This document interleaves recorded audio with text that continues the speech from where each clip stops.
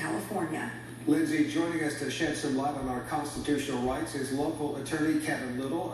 Kevin, thanks for joining us. So what sort of rights does this nurse have in Maine? Well, the nurse has due process rights against being detained or involuntarily quarantined involuntarily. However, those rights are going to be balanced against the right of the government to ensure the health of its citizens overall.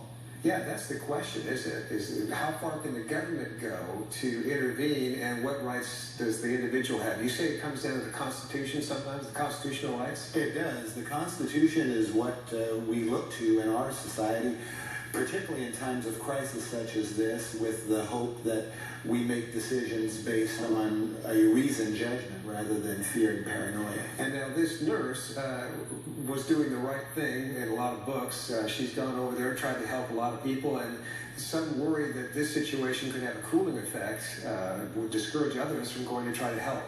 Well, that certainly is a possibility if people performing heroic acts become suspects and are quarantined without adequate medical evidence. And that's really the key. What is adequate medical evidence to justify quarantine?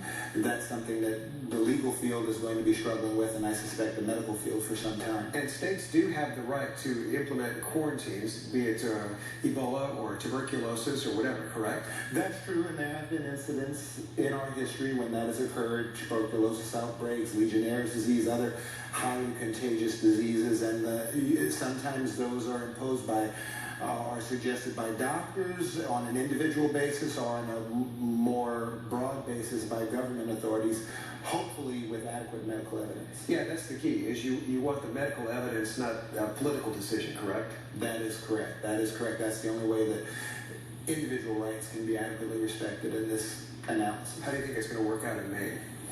Well, it's a difficult situation. It seems that there's, in my view at least, based on what's been reported, a lack of medical evidence supporting the quarantine of that particular nurse, and who has not been medically assessed to have any signs of the Ebola virus. And without that, anyone potentially who has had interaction with an Ebola patient becomes subject to quarantine, and that could indeed, as you said, have a chilling effect going forward on medical providers caring for such patients. All right, Ken Molloy, local civil rights attorney, thanks for your insight on our constitutional rights in this situation. Appreciate it.